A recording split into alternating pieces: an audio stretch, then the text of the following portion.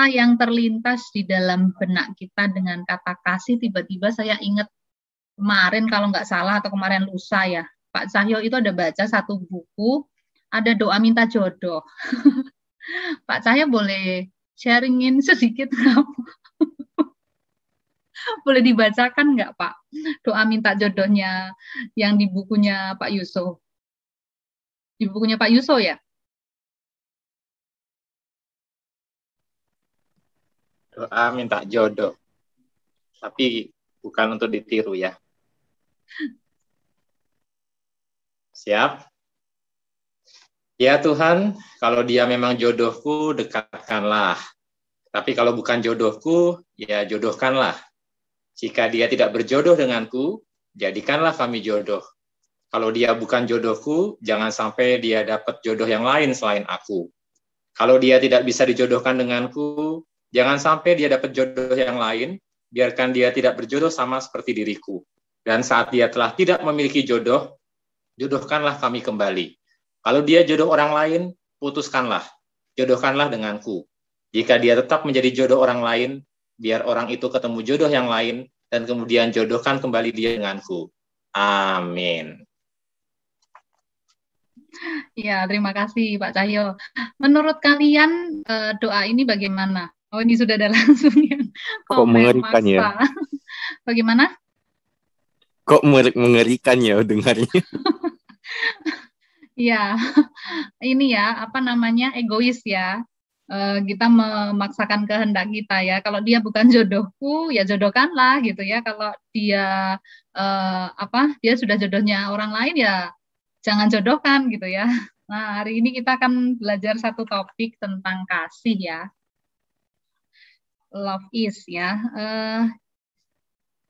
Saya minta teman-teman buka di 1 Korintus 13. 1 Korintus 13 ayat 1 sampai 8. Kasih. Sekalipun aku dapat berkata-kata dengan semua bahasa manusia dan bahasa malaikat, tetapi jika aku tidak mempunyai kasih, aku sama dengan gong yang berkumandang dan canang yang gemerincing. Sekalipun aku mempunyai karunia untuk bernubuat dan aku mengetahui segala rahasia dan memiliki seluruh pengetahuan, dan sekalipun aku memiliki iman yang sempurna untuk memindahkan gunung, tetapi jika aku tidak mempunyai kasih, aku sama sekali tidak berguna. Dan sekalipun aku membagi-bagikan segala sesuatu yang ada padaku, bahkan menyerahkan tubuhku untuk dibakar, tetapi jika aku tidak mempunyai kasih, sedikit pun tidak ada faedahnya bagiku. Kasih itu sabar, kasih itu murah hati. Ia tidak cemburu, ia tidak memegahkan diri dan tidak sombong. Ia tidak melakukan yang tidak sopan dan tidak mencari keuntungan diri sendiri. Ia tidak pemarah dan tidak menyimpan kesalahan orang lain. Ia tidak bersukacita karena ketidakadilan, tetapi ia bersukacita karena kebenaran. Ia menutupi segala sesuatu, percaya segala sesuatu, mengharapkan segala sesuatu, sabar menanggung segala sesuatu. Kasih tidak berkesudahan. Nubuat akan berakhir, bahasa roh akan berhenti, pengetahuan akan lenyap. Ya, terima kasih Miss Indilia. Saya akan share screen ya, teman-teman.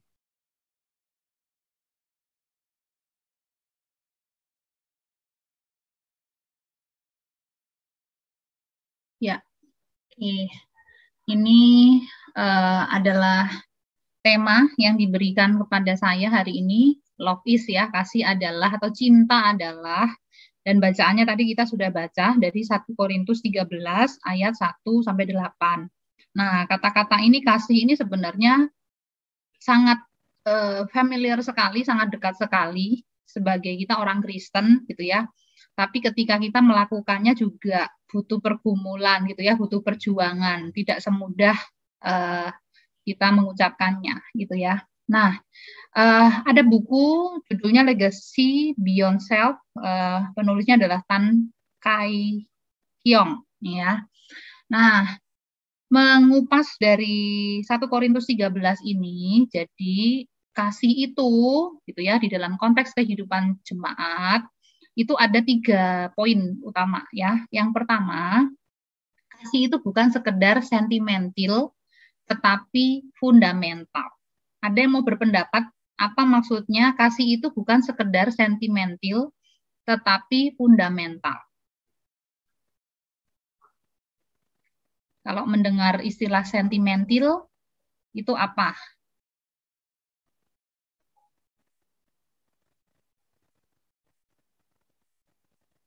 Atau mungkin dengan bahasa kalian sendiri, bahasa teman-teman sendiri, kira-kira kalau kalimat ini kasih itu bukan sekedar sentimental, tetapi fundamental, atau mau memberikan contoh-contoh, kalau susah membahasakan, ya contohnya itu seperti ini loh, seperti itu, boleh? 2-3 orang?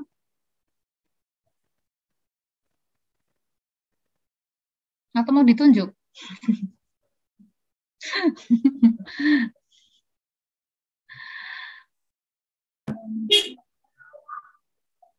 Saya Bu. Ya. Siapa nih?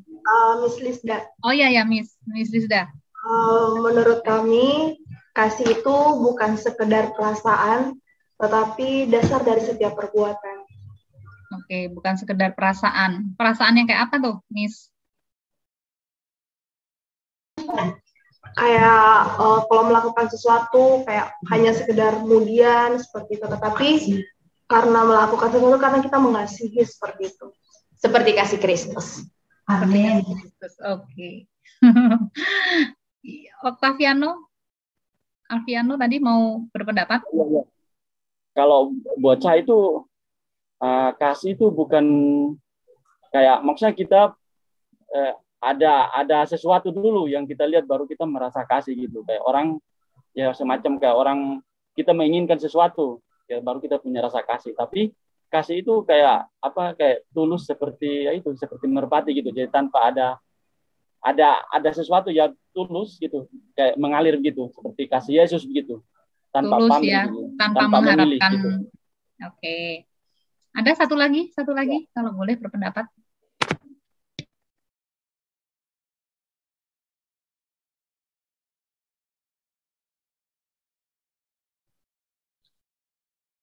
George yang sedang menjalin relasi, atau siapa yang lain? William mungkin yang lagi berbunga-bunga. Jadi kalau saya baru tahu kata sentimental itu artinya yang tadi. Jadi sentimental tuh katanya berdasarkan perasaan. Saya googling di Wikipedia, dia bilang gini apa? Dia bilang sentimental awalnya mengindikasikan ketergantungan pada perasaan sebagai sebuah panduan. Jadi kasih itu bukan sesuai kita punya perasaan. Kalau lagi senang buat kita mengasihi atau apa, tapi kan itu harus jadi identitas kita orang Kristen tuh. Kita anak-anak Tuhan, jadi jangan kalau kita lagi senang baru kita mengasihi, tapi kalau lagi kita bete, lagi malas, kita kasih tinggal sudah. Itu yang dibilang sentimental, tapi harus yang fundamental. Iya, oke, terima kasih pendapatnya teman-teman ya. Kasih itu bukan sekedar sentimental tetapi fundamental. Itu sebenarnya tadi sudah terungkap di 1 Korintus 13 ayat 1 sampai 3 ya. Sekalipun aku dapat berkata-kata dengan semua bahasa manusia dan bahasa malaikat, tetapi jika aku tidak mempunyai kasih, aku sama dengan gong yang berkumandang dan canang yang gemerincing. Sekalipun aku mempunyai karunia untuk bernubuat dan aku mengetahui segala rahasia yang memiliki seluruh pengetahuan, dan sekalipun aku memiliki iman yang sempurna untuk memindahkan gunung, tetapi aku tidak mempunyai kasih, aku sama sekali tidak berguna. Dan sekalipun aku membagi-bagikan segala sesuatu yang ada padaku, bahkan menyerahkan tubuhku untuk dibakar, tapi jika aku tidak mempunyai kasih, sedikit pun tidak ada faedahnya bagiku. Nah, waktu saya baca buku ini juga ya, kasih itu bukan sekedar sentimental, langsung saya tuh membayangkan sentimental itu apa ya. Mungkin kalau kita dengar kata cita-cita kan kayak gini ya, terpikir pertama aja langsung warna pink gitu ya, love gitu ya, terus musik yang merdu gitu ya, lampu kelap-kelip gitu ya, pokoknya itu sentimental tuh yang di perasaan kita tuh menyentuh perasaan kita gitu ya, atau tindakan-tindakan yang menyentuh perasaan kita seperti tadi ya, membagi-bagikan sesuatu, menyerahkan tubuh untuk dibakar, tapi ternyata dasarnya bukan kasih atau tidak punya kasih, sebenarnya sama sekali tidak ada faedahnya. Nah, jadi maksudnya kasih itu sebenarnya bukan hanya sekedar, kalau tadi teman-teman sudah sampaikan ya, bukan hanya sekedar kalau kita merasakan bahwa saya mau mengasihi atau saya dikasihi, berarti itu kasih gitu ya. Tapi kasih itu fundamental itu sesuatu yang lebih mendasar gitu ya. Dasar atau sesuatu yang lebih dibalik ini gitu ya, sesuatu yang menjadi dasarnya kita. Nah, teman-teman, siapa yang pernah menonton film Helen Keller? Ada? Helen Keller dan gurunya. Ada yang pernah nonton? Siapa nama gurunya?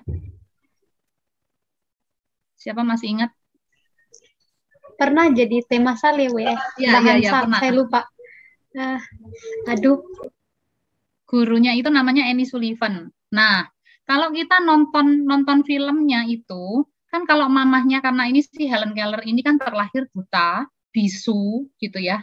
Tuli ya, kalau Tuli kan gandengannya sama bisu ya, akhirnya jadi nggak bisa ngomong. Dia liar sekali, dia anger sekali, marah sekali dengan keadaan. Terus untuk menenangkannya kan mamahnya selalu kasih gula-gula gitu ya. Pokoknya kalau dia sudah ngamuk-ngamuk dikasih gula-gula. Mungkin kita berpikir bahwa itu tindakan yang baik gitu ya, menyenangkan gitu.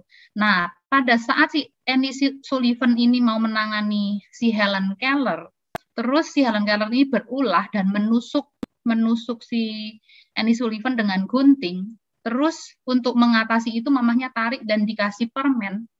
Lalu si Annie Sullivan bilang gini, kenapa anak berbuat jahat kamu kasih reward gitu kan? Nah, terus kalau kita lihat di filmnya itu, waktu lihat Annie Sullivan nanganin si Helen Keller tuh kayak sadis gitu ya, tanda kutip. Dia itu kayak kejam gitu, memaksakan gitu. Jadi sampai yang berebutan tampar-tamparan begitu ya. Pokoknya nonton filmnya itu seru banget. Nah, kadang kita akan melihat secara fenomena yang lembut, yang mamahnya itu, itu kasih gitu. Sedangkan yang Annie Sullivan ini, gurunya ini kejam, jahat gitu ya. Nah, tapi kasih itu sebenarnya tidak selalu nampak dalam, maksudnya yang kayaknya lembut, baik, itu tidak selalu sama dengan kasih. Dan yang nampaknya seperti yang dalam filmnya Annie Sullivan itu sebenarnya itu justru bentuk kasih ya, mendisiplin. Mendisiplin itu adalah satu bentuk kasih. Jadi kasih itu bukan sekedar yang sentimental, itu maksudnya yang memukau, membuat perasaan kita atau wow gitu ya, membuat kita wow keren begitu ya. Tetapi kita kasih itu sesuatu yang nggak kelihatan sebenarnya di balik itu dasarnya gitu ya, motivasinya atau yang menjadi dasar dari yang mengarahkan tindakan-tindakan gitu ya. Nah, itu yang pertama. Yang kedua kasih itu bukan sekedar teori tetapi praktek. Nah, itu kita bisa baca di ayat selanjutnya. 1 Korintus 13 ayat 4-7 itu menyatakan praktek-praktek dari kasih. Kasih itu sabar, kasih itu murah hati, ia tidak cemburu, ia tidak memegahkan diri dan tidak sombong, ia tidak melakukan yang tidak sopan dan tidak mencari keuntungan diri sendiri, ia tidak pemarah dan tidak menyimpan kesalahan orang lain, ia tidak bersukacita karena ketidakadilan, tetapi bersukacita karena kebenaran, ia menutupi segala sesuatu, percaya segala sesuatu, mengharapkan segala sesuatu, sabar menanggung segala sesuatu. Nah, jadi kasih itu bukan sekedar kita ngomong I love you gitu ya, atau aku mengasihi kamu, aku sayang kamu gitu, tapi ditunjukkan di dalam tindakan-tindakan kita gitu ya. Nah, ada banyak tindakan yang mencerminkan kasih dan itu sudah terungkap di 1 Korintus 1 Korintus 13 ayat 4-7. Dan yang terakhir yang ketiga kasih itu bukan sementara tetapi kekal. Nah, 1 Korintus 13 ayat 8 ya. Kasih tidak berkesudahan, nubuat akan berakhir, bahasa roh akan berhenti, pengetahuan akan lenyap. Nah, menurut teman-teman, kenapa kasih itu kekal? Kenapa kasih itu kekal? Karena sumbernya kekal, Bu. Sumbernya itu siapa? Allah sendiri. Oke, terima kasih Miss Erlin. Karena sumbernya adalah kekal. Ada yang lain? Atau sama dengan Miss Erlin? Atau membantah Miss Erlin? Sama dengan Miss Erlin. Oh, sama dengan Miss Erlin. Ya, betul sekali ya, kan di firman Tuhan yang lain tuh mengatakan bahwa God is love. Allah adalah kasih. Jadi kalau sampai kasih itu tidak kekal, kalau sampai kasih itu tidak kekal berarti Allahnya nggak kekal kan? Kan karena Allah kekal, makanya kasih itu kekal gitu ya. Kalau di sini kan dibilang segala sesuatu itu akan berlalu gitu ya. Nubuat akan berakhir, bahasa roh akan berhenti, pengetahuan akan lenyap. Nah, kalau dunia sudah berakhir begitu ya, semuanya itu juga akan berakhir. Tetapi kasih itu tidak berkesudahan, karena kasih itu adalah tadi kalau misalnya bilang sumbernya adalah Allah, atau Allah itu adalah kasih. Jadi karena Allah itu kekal, ya kasih itu kekal ya.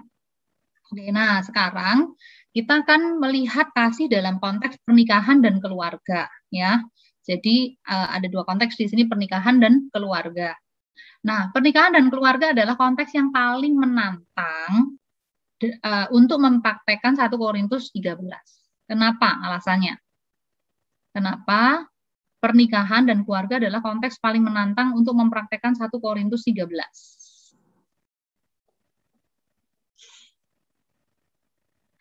Ayo teman-teman.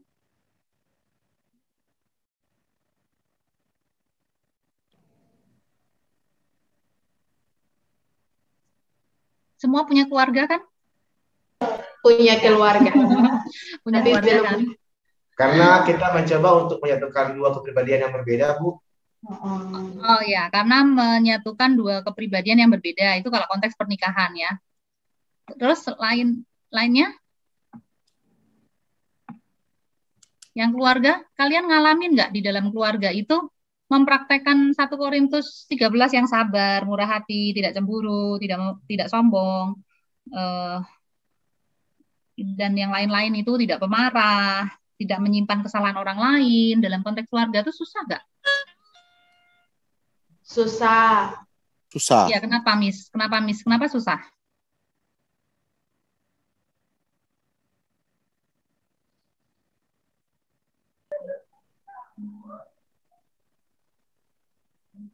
Biasa kita lebih mudah ketika kita minta maaf pada orang yang di luar sana gitu ya, yang cuma ketemunya itu seminggu sekali atau jarang-jarang ketemu gitu ya.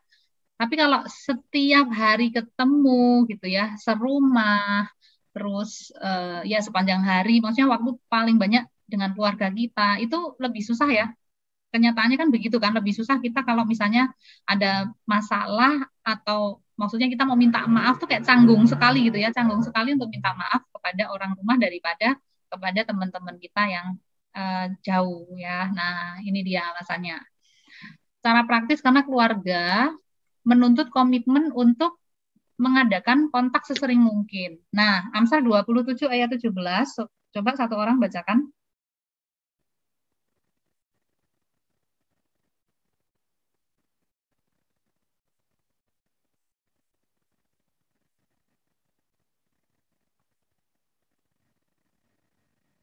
Ayatnya pendek.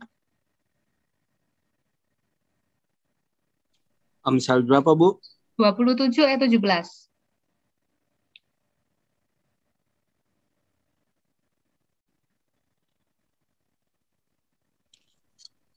Amsal 27 ayat 17.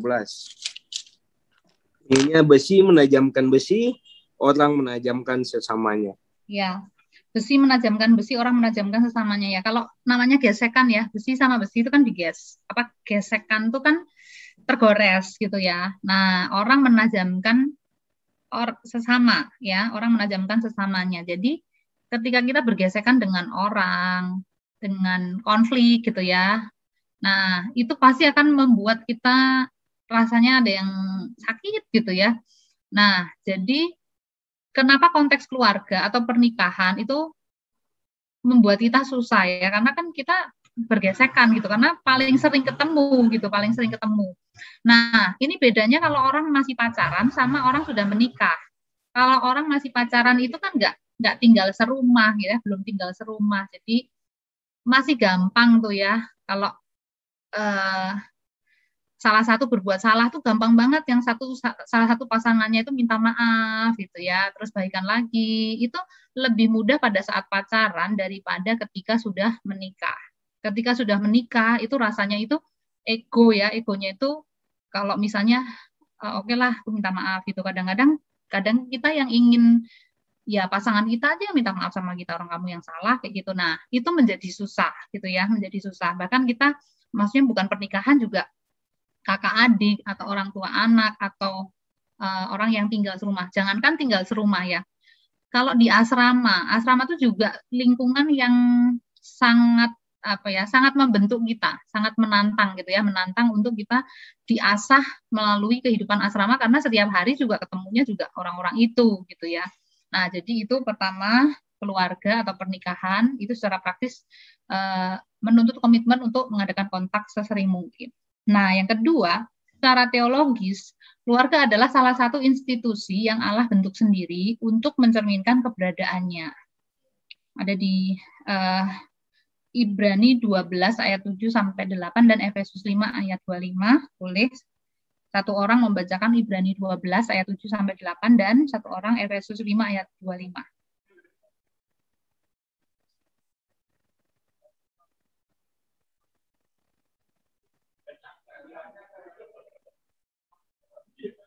Ibrani 12 ayat 7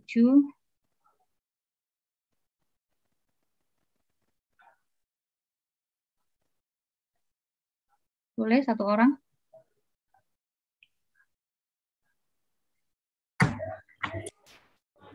Ibrani 12 ayat 7 sampai 8. Jika kamu harus menanggung ganjaran, Allah memperlakukan kamu seperti anak. Di manakah terdapat anak yang tidak dihajar oleh ayahnya? Tetapi jikalau kamu bebas dari ganjaran yang harus diderita setiap orang, maka kamu bukanlah anak, tetapi anak-anak gampang. Ya. Nah, di dalam keluarga ya seperti di sini ya, Allah itu memperlakukan kita tuh seperti anak, di manakah anak yang tidak dihajar oleh ayahnya. Tetapi jika kamu bebas dari ganjaran yang diderita oleh setiap orang, maka kamu bukanlah anak, tetapi anak-anak gampang.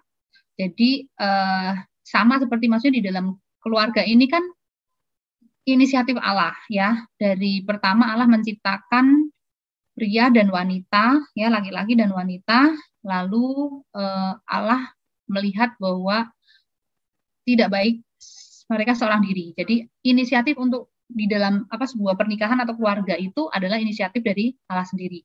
Dan di dalam keluarga itu hubungan relasi anak dengan orang tua gitu ya, hubungan saling mengasihi. Nah, itu disitulah tercermin bagaimana Allah sendiri itu mencerminkan dirinya di dalam keluarga seperti itu ya.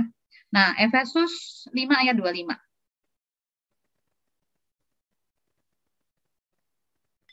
Efesus 5 ayatnya yang ke-25. Hai suami, kasihilah istrimu sebagaimana Kristus telah mengasihi jemaat dan telah menyerahkan dirinya baginya. Ya, terima kasih Luciana. Nah, ini ada perintah ya untuk suami, kasihilah istrimu sebagaimana Kristus telah mengasihi jemaat. Nah, itu semua terjadi di dalam keluarga ya, hubungan suami dengan istri, hubungan ayah dengan anak gitu ya.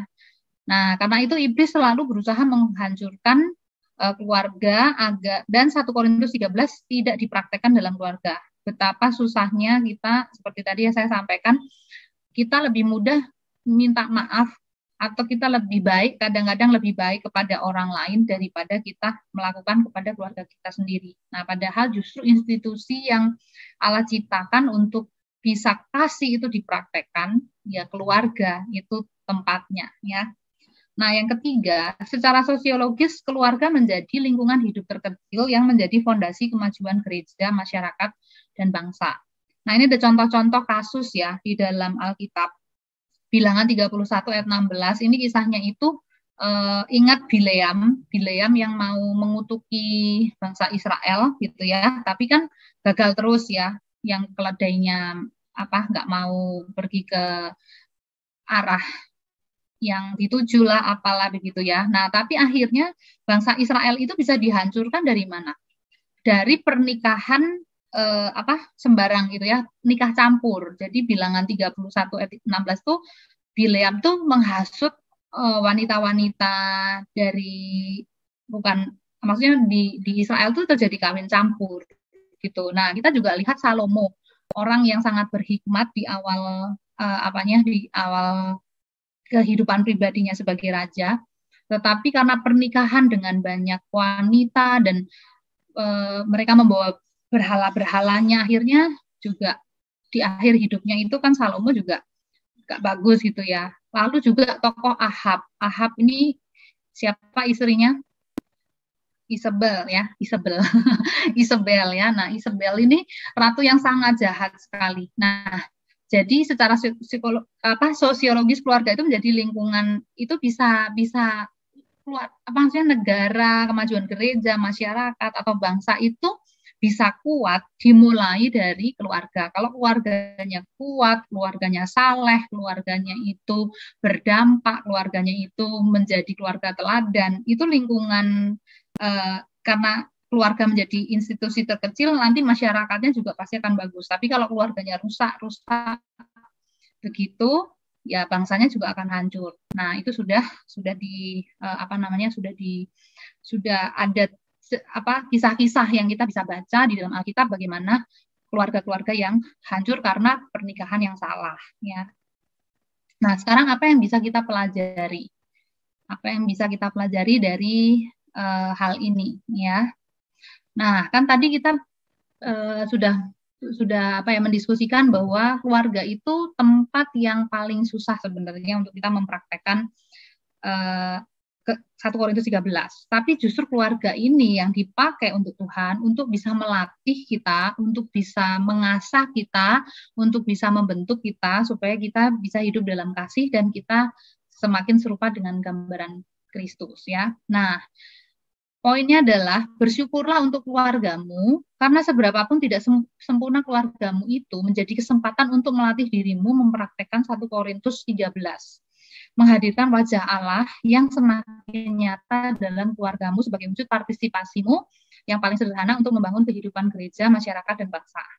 Nah, jadi kita kan hidup di dalam dunia yang sudah jatuh dalam dosa, ya, dan tadi seperti yang di slide yang sebelumnya, bahwa iblis itu selalu berusaha untuk merusak keluarga, karena keluarga itu adalah institusi yang Allah gunakan untuk mencerminkan kepribadian atau mencerminkan kasih Allah sendiri gitu ya, pribadi Allah di dalam keluarga. Nah, ketika keluarga-keluarga ini dirusak dan kita tuh susah sekali mempraktekkan 1 Korintus, tapi ini justru Tuhan pakai sebenarnya untuk melatih diri kita, ya. Nah, jadi kita bersyukur kalau misalnya kita punya keluarga dan keluarga kita tidak sempurna atau membuat kita bergumul untuk kita susah mempraktekkan 1 Korintus 13 ini. Nah, kita mesti yang pertama bersyukur, dan ini menjadi kesempatan untuk melatih diri kita untuk kita bisa mempraktekkan firman Tuhan. Karena kalau bagaimana kita bisa bilang bahwa kita ini orang yang sabar? Kan harus ada ujiannya, ya. Kalau orang bisa sabar dan orang berpikir, supaya saya bisa sabar, saya mau menyendiri, menyepi, saya mau bertapa gitu ya, menjauhkan diri dari orang-orang. Kita tidak teruji apakah betul itu sabar, karena tidak ada faktor pengujinya. Tapi ketika kita bisa akhirnya, kasih itu kan aspek tadi ya, salah satu aspeknya kasih itu sabar. Kita bisa sabar itu dari mana? Akhirnya orang bilang, William sabar banget loh, gitu ya. Atau Miss Yana tuh orangnya sabar banget loh. Karena ketika sudah menemukan pengujinya, gitu ya, konflik-konflik yang akhirnya menyatakan bahwa iya, dia terbukti dari ujian yang dilewati dan dia bisa sabar. Nah, jadi itu ya teman-teman yang kita pelajari hari ini. Dan saya berikan kesempatan, mungkin ada nggak yang mau sharing di dalam konteks 1 Korintus 13? Apa sih yang membuat kita susah? Mungkin ada sharing. Pasti ada lah ya teman-teman, dan dengan konteksnya masing-masing. Boleh ada yang mau men-sharingkan supaya menjadi berkat juga buat teman yang lain.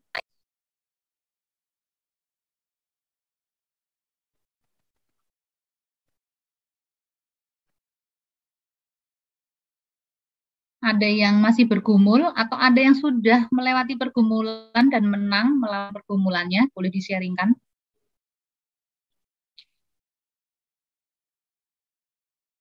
Saya, Bu. Ya, silakan, Miss.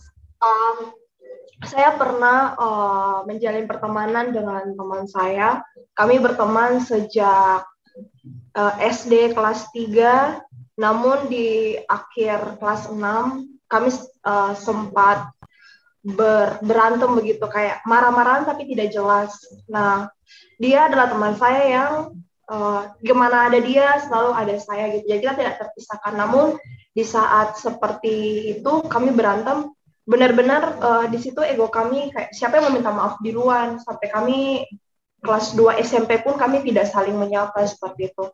Nah, namun di satu momen saya rasa kayak itu bukanlah hal yang baik, apalagi kami mengawali perkenalan kami dengan pertemanan. Kami sudah dikenal orang, berteman dengan baik, dan walaupun bukan saya yang minta maaf duluan dan dia dengan rendah hati minta maaf duluan, namun saya melihat bahwa keberanian atau usaha untuk minta maaf duluan itu diperlukan usaha yang besar. Kayak di situ kayak merasa diri paling benar, kemudian kayak rasa kayak saya yang paling penting.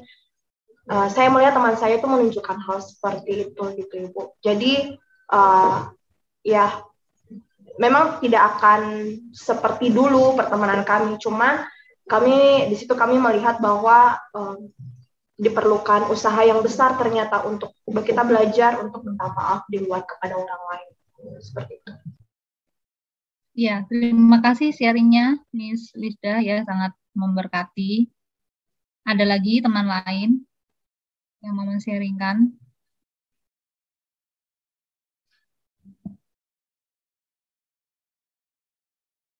Pak Cahyo mungkin dengan kehidupan pernikahannya berkali-kali harus mengampuni istrinya. Sama-sama saling mengampuni.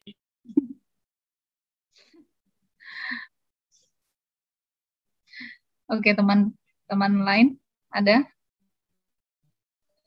Mungkin hubungan dengan orang tua atau dengan kakak, adik.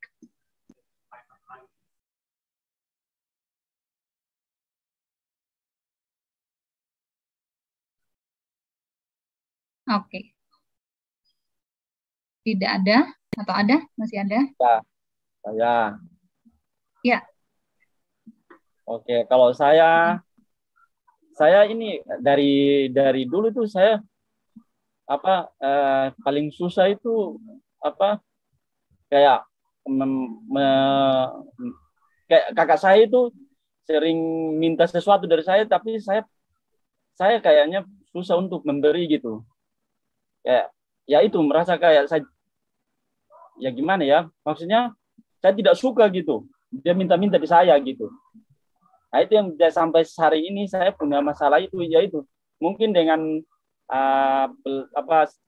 firman Tuhan yang sekarang ini mungkin saya belajar untuk bisa menerima kah itu.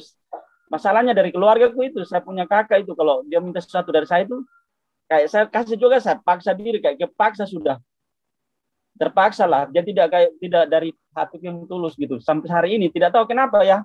Ya itu sih, saya mungkin ya mau solusinya gimana ya, saya sampai hari ini masih ya itu cari solusi supaya saya bisa maksudnya mengasihi dia dengan ya tanpa ada pertimbangan gitu. Itu sih.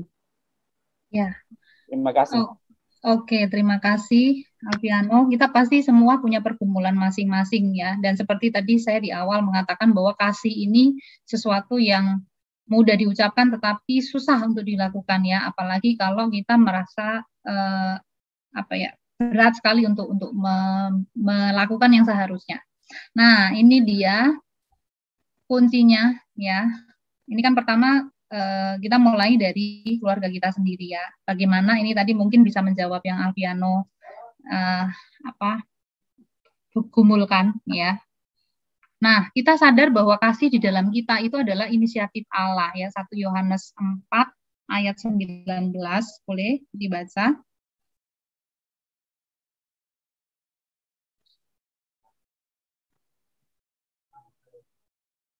1 Yohanes 4 ayat 19.